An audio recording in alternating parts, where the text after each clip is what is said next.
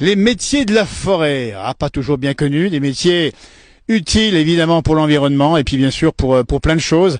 On va en parler, tiens, avec Yanis à mes côtés et son maître de travail, c'est à mes côtés Patrice.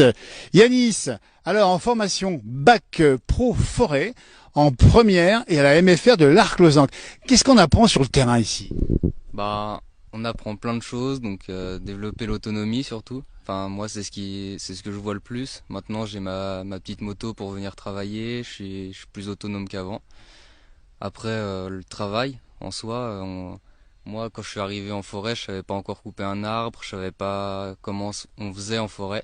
Et puis j'ai appris grâce à Patrice, grâce à plein de gens, à mes professeurs, tout ça. Ils m'ont appris comment gérer la forêt, comment l'entretenir, comment. La forêt des métiers bien particuliers. Patrice, maître de stage, qu'est-ce qu'on apprend comme ça?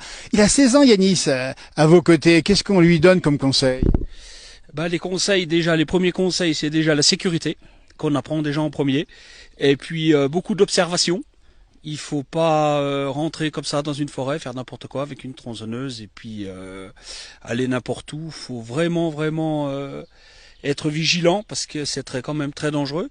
Alors là, j'essaye de lui apprendre. Le débardage, on n'a encore rien fait pour le moment, mais déjà l'abattage, c'est déjà essentiel. Diriger les pièces et brancher correctement, sans se faire de mal.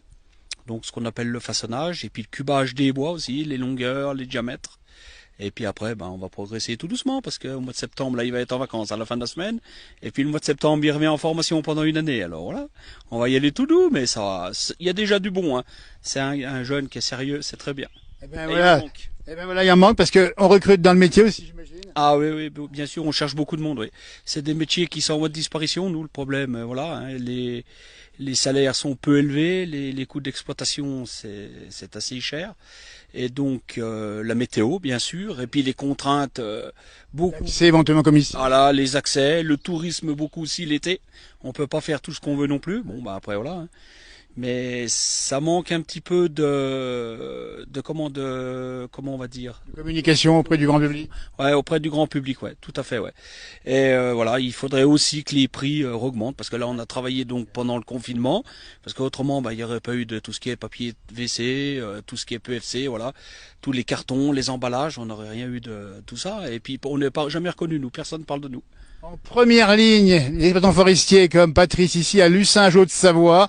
Alors le métier, tiens, on vient Yanis, hein. C'est quoi le plaisir, le bonheur? Et on a des paysages, là. Il y a un ciel bleu, on est à 1200 mètres d'altitude, nous sommes sur Aberpoche, et donc la nature, t'aimes bien ça? Ah bah ouais, je suis né en Haute-Savoie, dans les montagnes, donc forcément la nature, on vit avec et on prend du plaisir à vivre avec. Et puis travailler dans la forêt, c'est aussi l'entretenir. Comme l'a dit Patrice, ça veut dire qu'il faut apprendre à couper un arbre, tout ça c'est pour entretenir les paysages aussi. Hein.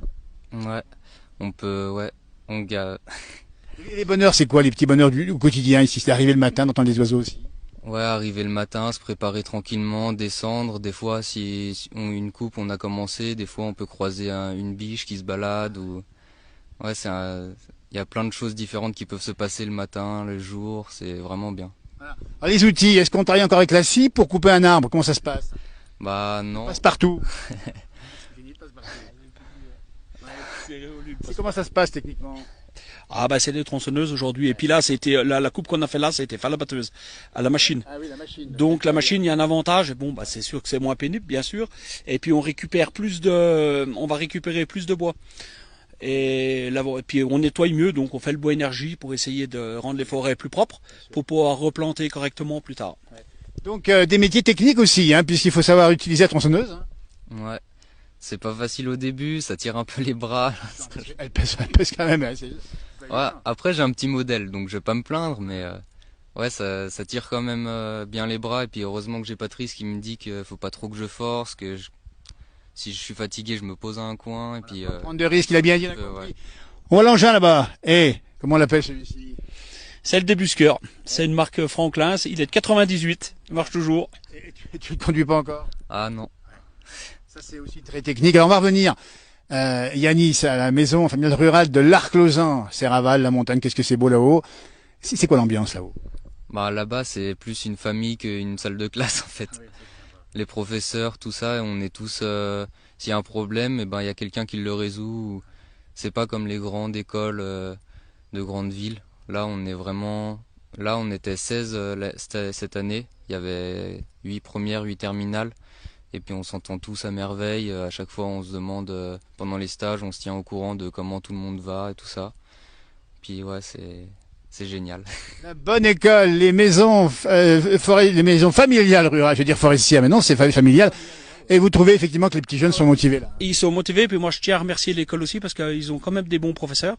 Yanis est arrivé là quand même, il a quand même certaines bases. Et je tiens quand même à remercier l'école qui se donne beaucoup de mal aussi. Ça faut, avec peu de moyens. Ça faut quand même le dire. Et moi je suis très content de mon jeune. Je vais le reprendre de cet automne. On Et est il là est pour très bien ça. accompagné par ses profs. Voilà. On est là pour ça, pour montrer ces métiers justement là, où il y a de l'embauche encore, on dit bien, il y a des savoir-faire, il y a un bonheur à travailler ici. La MFR y participe évidemment. Plus tard, comment tu te projettes, Yanis? Qu'est-ce que tu voudrais faire dans la vie? Bien sûr, dans le bois, toujours la forêt. Hein. Moi, je pense que là, je finis l'année prochaine mon année de terminale à la MFR de l'Arc-Lausanne. Et puis, je pense que je vais partir dans une formation de CS d'élagage. Donc, soit à Château-Farine, soit dans un autre lycée. Je sais pas encore, j'ai pas encore trop regardé. Mais... Belle continuation. Merci Yanis. Écoutez, bon vent à vous et bien sûr, bel avenir dans votre travail plus tard.